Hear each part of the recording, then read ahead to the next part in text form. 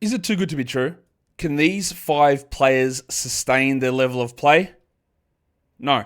Michael Bolton. Thanks, Josh. It's Michael Bolton here, and it's time for another episode of the Locked On Fantasy Basketball Podcast. Let's get to it. Let's get to it, indeed. You are Locked On Fantasy, your daily NBA fantasy podcast. Part of the Locked On Podcast Network, your team every day. Hello and welcome to the Locked On Fantasy Basketball Podcast, brought to you by Basketball Monster. My name is Josh Lloyd, and if you really tick me off, I'm going to run you down with my car. I'm also the lead fantasy analyst at basketballmonster.com, and you can find me on Blue Sky at joshloyd.bsky.social, on Twitter at redrock_bball, on TikTok at redrock_bball, and on Instagram at LockedOnFantasyBasketball. Thank you for making Locked On Fantasy Basketball your first listen every day. We are free, and we are available on all platforms. So thumb and double bang and comment and all that stuff. And also head across to LockedOnDaily.com and find the best newsletter for your favorite NBA team. LockedOnDaily.com is where you go and do that. It is, of course, as I mentioned on the earlier show, National Poutine Day. So get ready for Bowl 2, I guess. Fill up on curdsy goodness and get ready to get into this show, which, of course, is not a sell high show. It's not a sell high show. It's just about guys who are flying who I don't think are going to keep flying. Maybe someone's going to clip their wings, so to speak, or whatever it is. They're just not going to keep doing what they're doing. And while it has been a frustrating season for... that was a good transition, Josh, but I did it too early. I didn't need to do it right then. What we're going to do instead is go back and look at how we did on these from 2 weeks ago. Anthony Edwards, when I did this 2 weeks ago, was the number 2 ranked player. Has he cooled off? Predictably, yes. But not hugely. He's 11th since then, which is still obviously very good, but I think that 11, I believe, is a realistic best case scenario for a long period of time for Edwards. Not that, obviously, he got to number 2, so that is technically best case. But if I were to say, if someone's going to do it for 3 months, what's the best I could expect Edwards to maintain for that period? Around 11 to 15 is about right. He's going to have moments where he slips even further down, we know this. But yeah, he was a guy that wasn't going to hold and didn't.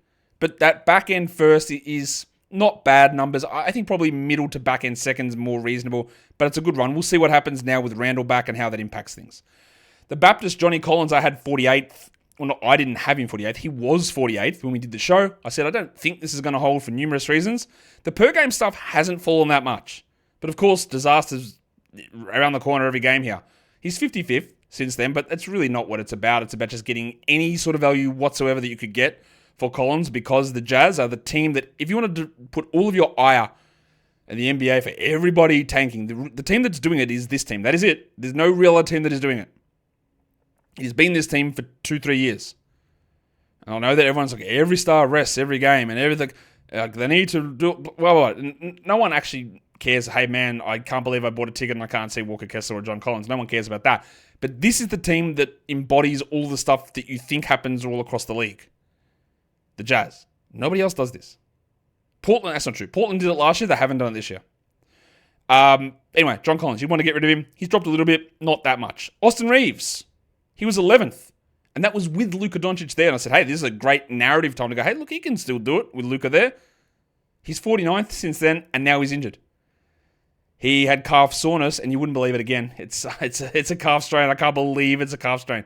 Gee, what are the odds that soreness turned into a strain? It's got to be a long shot. Anyway, so I would expect, even though there's absolutely no damage to his muscle or anything whatsoever, that he's going to miss some time. More time. Another week or so? 3 weeks? Calf strains should be 2 weeks minimum. We'll see what they do. Bob Portis was 27th, and since I did that show, he hasn't played a single game. He is suspended until April, so I hope you got something out of Bobby Portis, because that would have been one of the ultimate sell highs of all time. Of course, we had no idea that was going to come, but that's fortuitous. And the other one there was Aaron Wiggins, who was 62nd, and since that time, 149th. Because what he was doing was incredibly unsustainable. I do not believe Wiggins is any more than a schedule stream player. I will continue to say that. There were numbers that he was putting up, and it was great, and it won't hold, and it didn't hold, and we'll see where we go from here. Now, we can transition to the guys that are cooking, because this guy has been an absolute disappointment for a big chunk of the season. Except over the last 2 weeks, he's the number 1 ranked player, and that's Tyrese Haliburton. It is an incredible run from Haliburton, who I had maybe not super comfortably in the middle of the first round in drafts, and it hasn't been a good result. Except now it's unbelievable. I think he's probably going to be a mid-second to late first-round guy, realistically, rest of season. But he's rolled 53 fantasy points a game. So why is this happening? You can look at his season-long numbers. They're not terrible. 18, 3.5, 9, 1.5 steals, 3 triples. Like they're pretty good numbers. But over the last 2 weeks, Haliburton's at 23 points a game. And this is a man who... And part of the reason why I banged on about, hey, don't worry too much about Haliburton too much. Yeah, he's been a 20-10 player for many, many years here. Well, not many, like 2 years in a row, and I don't think he's all of a sudden turned into a spud. But 23 points is a lot more than he normally does. He's also hitting 4.2 triples a game. Okay? 11.5 assists a game. That's a very high number. And the next thing that's pushed it is 2.8 steals. So while we can look and go, Haliburton's rediscovered it. He was awesome at the start of last season. He was one of the top 3 MVP sort of a player. He was cooking everybody. And we're all back there. It's where we're at. This is what he does. I wouldn't go that far. He has had double-digit assists every game. 5 in a row. Not every game since the break, because the first game out of the break he had 9. He's had double-digit assists in 5 consecutive games. He's had... big numbers of threes in most of these games, obviously, as you can tell. But these things are just, there is absolute, as much as I like Tyrese Haliburton, I like Tyrese Haliburton as much as Tyrese Haliburton likes gaggles of white women. But this isn't going to hold. He will not average 2.8 steals. He will not shoot 61% from the field. He won't hit 4.2 threes. He won't average 11.5 assists. He won't hit every single free throw. He won't shoot 53% from 3. He won't shoot 70% from 2. He won't average 11.5 assists to 1 turnover a game. He won't have a 78% true shooting. None of this holds. None of it. None of that stuff is real. The only one thing I can say that maybe it could stick is the 11 assists. But even then, it won't. This is bound to crash. Like, hard. I don't care that he's better. I don't care that they're humming. You will not get 2.8 steals, 53% shooting from 3, 70% from 2, never miss a free throw again. None of that will happen. So if you are rolling with Haliburton, which is great, I feel very good for you that that's happening, you are going to have to bank on lopping 10%, 20% off some of these numbers. Just, again, we're not doing sell highs, because we're not. We're just talking about guys who are going to drop. And the worry that I could have, or that I do have, is that sometimes they drop, and it's a slow drop back to where you expect them. Or it's the big oscillation where he then is the 70th best player shooting 28% with 7 assists a game for 2 weeks and cooks you. I hope we don't get to that. But this, 0 shot. 0. Come back to me at the end of the season, and we'll see whether he holds these numbers. And you won't, because I know you actually agree with me on this. But there is absolutely 0 shot that these numbers, this level of production holds. 0, none, lock it in, not happening. Today's episode is brought to you by Open Phone. If you run a small business, you have a lot to do. A lot of different hats to wear. Some might say you're many-hatted. Probably not many actually would say that. But that's okay, because your personal phone can merge into your business phone. And before you know it, you're juggling customer calls day and night. Your personal life and your work life enmesh themselves in each other, and that's not a good way to go about it. OpenPhone can come in as the #1 business phone system designed to help keep your work and personal lives separate. For just $15 a month, you get complete transparency and visibility into everything that's happening with your business phone. OpenPhone works through an app on your phone or on your computer and integrates with tools like HubSpot and hundreds of others. It uses AI-powered call transcripts and summaries, so you get the action points from any discussion that you have right there, so you can see everything that you need to know. And if you miss a call, well, the big fellas over at OpenPhone, they can get automated messages out so you never miss those opportunities and let the big one slip away. Right now, OpenPhone is offering 20% off your first 6 months when you go to openphone.com/LockedOnNBA. That is OPON. No, that's not how you spell open. Opon. Let's try again. OPENPHONE.com/LockedOnNBA for 20% off 6 months of OpenPhone action. Openphone.com/locked. OpenPhone action, man. Openphone.com/LockedOnNBA. And if you have an existing number with another service, OpenPhone will port them over at no additional charge. So I should have told you this before, but we're actually going to do a double-ender here on the Indiana Pacers because Myles Turner is also producing numbers at a level that I don't believe he's going to be able to stick at. Turner has been a very, very interesting fantasy player and a guy that has at times been incredibly overrated. Myles Turner second round, remember that sort of stuff where I created, push back. I don't know. I said, hey, no, settle down on overrating this blocks category. And I think that's changed a lot of the discourse around the way that category leagues are associated. I think it was largely due to him. And then it gets to the stage where people go, this guy's trash, never grabs a rebound, he's useless, I'm not even going to hold him, I'm not going to roster him. Hey, settle down, he's way better than that. The reality for him, and for guys like Jaren Jackson's one of those other players who had that sort of issue with the blocks as well, is that it's somewhere in the middle. And at the moment, we're at the upper end of the middle for Myles, because he's the 24th ranked player over the last 2 weeks. He's at 39 fantasy points. He's never as good in points leagues as he's in category leagues, way higher in categories than points. But all of this is just leading to a level that's too high.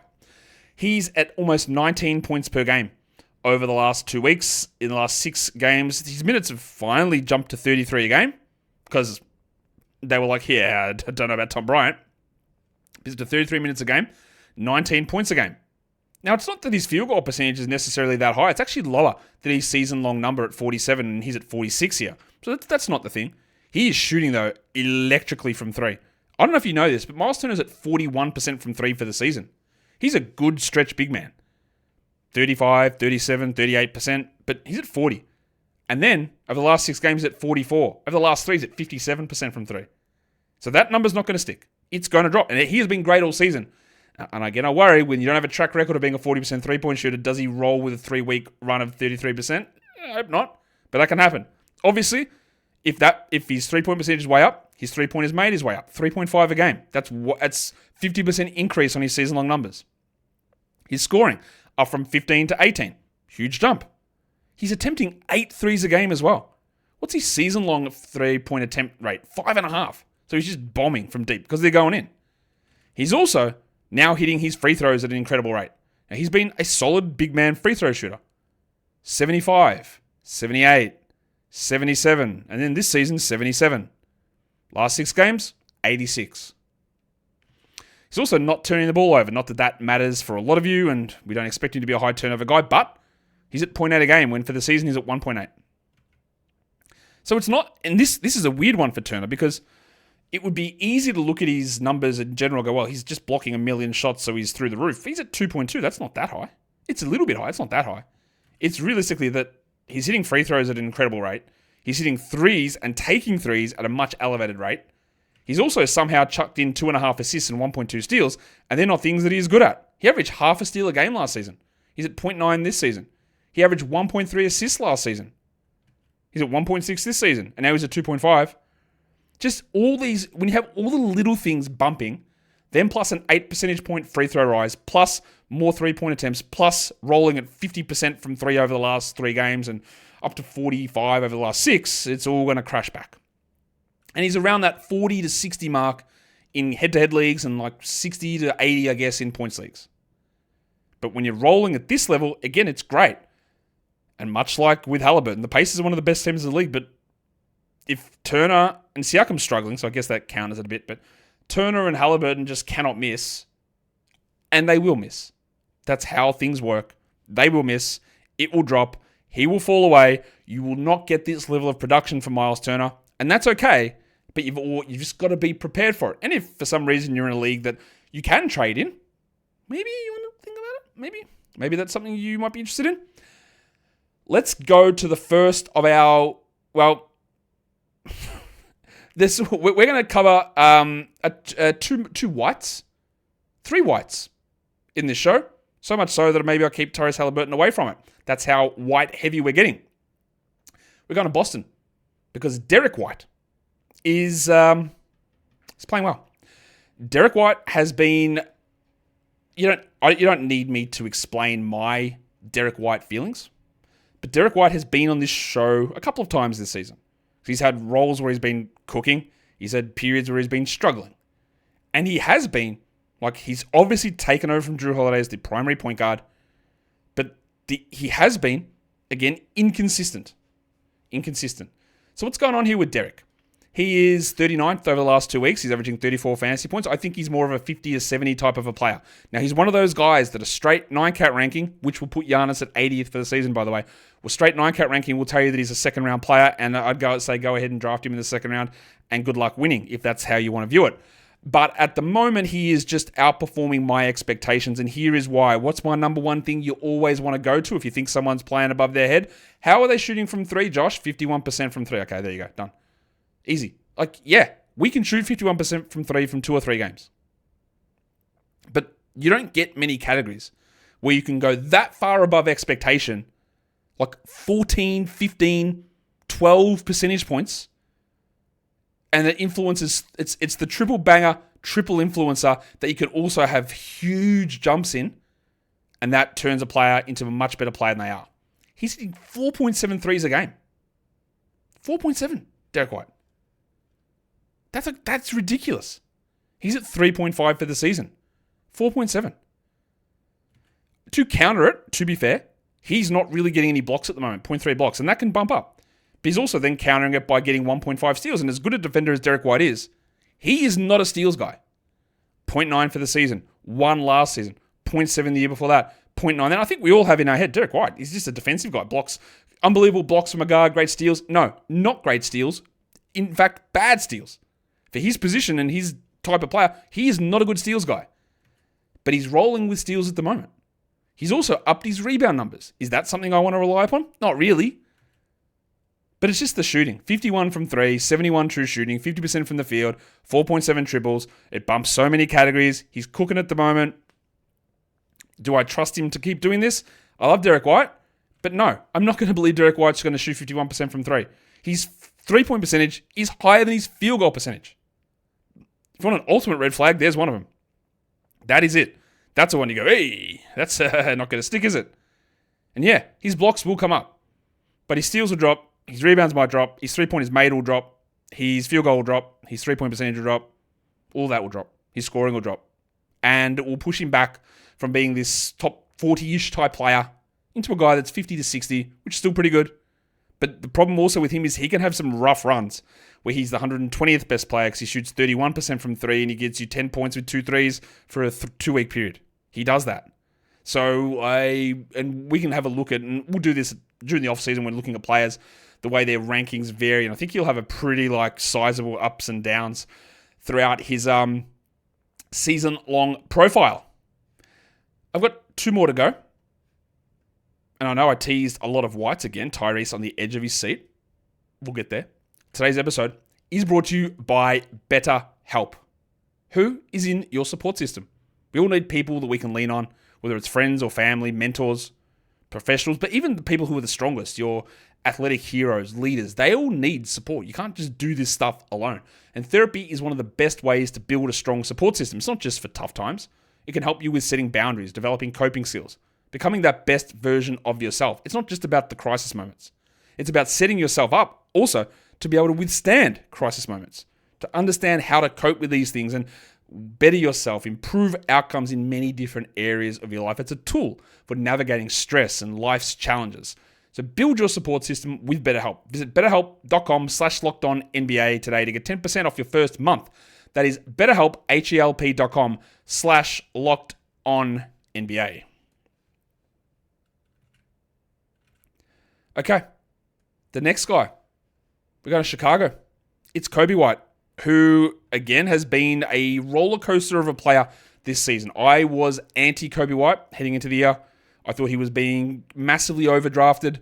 I thought there were plenty of things that didn't really add up to me as the way people were approaching him in drafts. And I think, by and large, I've been sort of, I guess, relatively spot on with that, I think. At the moment, he is playing at a very high... I like Coby White a lot. He is playing at a very high level at the moment. Is it real? Can it maintain? I don't think so. He is the 53rd ranked player over the last 2 weeks at 34 fantasy points. And you go, that's not an outrageous expectation for White. And I think it is a little bit. Because there are 3 things that on the back that those numbers are coming on the back of. Coby White, would you say is a good defender? You shouldn't, because he averaged 0.7 steals each of the last 2 seasons. He's at 1 steal a game this season. But he's at 1.7 over his last 6 games. Is there any reason to suggest that Coby White is now a steals menace? I don't think so. Does Zach LaVine being traded mean that Coby White now is a steals legend? I don't think so either. So is it just a little hot run of steals? Probably. This is the thing that happened, right, is he had a 3-steal game and a 4-steal game. And then it's just 1-1-1-0-1. So 2 really outlier steals game bumps all your stuff up. He also is a good free throw shooter. There's no debating that. But he hasn't missed a free throw in 6 games. And at 3 a game, what are we rolling at? What sort of a stretch of free throws made are we at for Coby? So maybe we can track that. He's at least 16 in a row for Coby White. Let me double check where we're at with that. 16, I think that's 17, about 17 in a row. In fact, he has missed 1 free throw since the 29th of January. 1 free throw. Since he came back from a 4-game injury absence. So yeah, he might be a 90% guy, and I think he is. That level of proficiency is not going to run. Coby White for the season is also averaging or shooting 51.5% on 2s. He was at 51% on 2s last season. The last 3 games, he shot over 60% on 2s. He's at 59% on 2 over the last 6 games. Is there any reason to think that Coby White could be that level of efficient? No, absolutely not. It's a nice hot run paired with a couple of bulk bushel steal games that he hasn't missed free throws ever over the last month. And those things will all not be the same all the way through. Is Coby White still going to be very good? Yes. Is he going to roll at this top 50-ish type of number? I very much doubt it for those 3 very distinct reasons that I showed you. I just don't think that's going to happen. So who is the third White that I'm teasing here on this overperforming show? It's Milk. Ty Jerome. Ty Jerome has had an incredible season. Ty Jerome played 15 minutes last season. Not per game, 15 minutes total. Remember Ty Jerome played for the Cavs. He started the season and then he had an ankle injury. They just kept listing him out every day. And it was sort of a partial joke on the show. Go, hey, any updates on Milk Cavs at all? Just going to be out for 3 months and never tell us a single thing? So he just didn't play. Let me double check that total minute number. Yeah, 14.8 minutes he played last season, 4 points. This season he came back and has turned into one of the best 6 men in the NBA. One of the guys that should be considered a candidate for most improved player because it's a ridiculous improvement. But in saying all of that, look, he is the 62nd ranked player over the last 2 weeks. He's averaging 31 fantasy points. The Cavs are so far ahead of everybody, they're going to be resting some guys. That's true. So his minutes are going to elevate. I find it very, very difficult, and I have been wrong on Jerome for big patches this season. I actually got him. I'm checking. I've got him in 2 leagues. I didn't know I had him in 2 different leagues. Anyway, I do. I've been wrong the deeper formats and one's a draft and stash league that we did at the start of the year. There are a few things here that it's impossible, for as much as you might like Milk, it's impossible that this sticks. And often when I do these shows, I'll get pushback from somebody, multiple people for many different players that we do, and they'll go, nah, it's going to continue. Nah, he's definitely going to be able to continue to do that, which is a very top-down, broad view. Because you can say, hey, I think Ty Jerome will continue to be good, and I'll go, okay, that's fine. But I'm going to give you very specific things that have no shot at sticking. And if they all fall at once, then that tune of hey, he'll be good or bad, that binary idea doesn't hold. Because no matter what you think of Ty Jerome, do you think that he is one of the best shooters in the NBA? Maybe. He's at 45% from 3. That's Luke Kennard type stuff. He was an excellent shooter coming out of college as well. That never really translated so far in the NBA, but it has this season finally. But I don't care because he's not shooting 60% from 3. That's just not going to happen. He will not shoot 60%. So even if he remains the elite of the elite at 45%, he will drop off 15 percentage points to get there. He's also averaging, in 22 minutes, he's at 2.2 steals. Bro, come on. That is, if I look at the per 36 rate on that, that's 3.4. That's a 50% increase in his per minute rate on steals over the last 6 games. Why would he be able to hold that number? I don't know. He has not done it all season. Just a little boost here, which coincides with a couple of extra minutes, some absences from Garland and Mitchell, tying in big steal rate with improved or unbelievable 3-point shooting. Usage up as well over this time. I'll double check what his usage is sitting at. Yeah, 27% usage, which is, again, an incredibly high number. And that's largely because he had 3 games in a row of 29, 32, and 37 usage. Now, last game, he shot 47 from the field with 25 usage. The game before, 30% from the field with 21 usage. And I worry that we get more of those games. And obviously, he had 6 steals in one game too. That everything is massively elevated at the moment for Jerome. Massively. 3-point shooting, 3-point volume, 2-point shooting, 2-point volume, minutes, steal rate, usage. It's all way up. And while we can say that, yes, there'll be extra opportunities with players out, the last 2 games from Ty, if we go and have a look at it, again, it gets buried when you look at larger samples, but he's 11 of 27 shooting. Yes, he had 7 steals during that time, but 11 of 27 shooting, even while shooting, what is he shooting? 4 of 7 from 3. So that still can even fall even further. So it's great what he's doing, but maintaining that level is impossible. It's impossible. Those stats are impossible to maintain. Maybe he has a run where he plays 29 minutes a game. But it is, again, also worth remembering that Isaac Okoro, Sam Merrill, DeAndre Hunter all come off the bench with him, and Max Strus is in that starting lineup who all will fight for minutes. So the last 2 games have been a little bit of an indicator into, are we rounding the corner to turn back down? Maybe. Totally fine if you want to roster him. Totally get it. I find it hard to rely upon a point guard as a 7th man getting 20 minutes a night as a must-roster guy, even though he's been good. And I could end up being very wrong on that, and he will just continue to be unbelievably valuable in a role that doesn't make sense to be able to do this. But I'll go with history and suggest that he won't continue to be this level. That seems like a decent bet to me. And that's it. 5 names.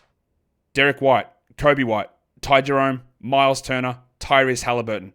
All of your guys that might be coming for a slump. We'll see. Hit the thumb on the video. Subscribe down below. Keep your wits about you. Keep making those moves. I know that you lost guys' injuries in playoffs. It happens. But it can easily happen. We hope guys don't get hurt, of course. But it can happen to your opponent today. Guys, we are done here. Thank you so much for listening, everyone. See ya.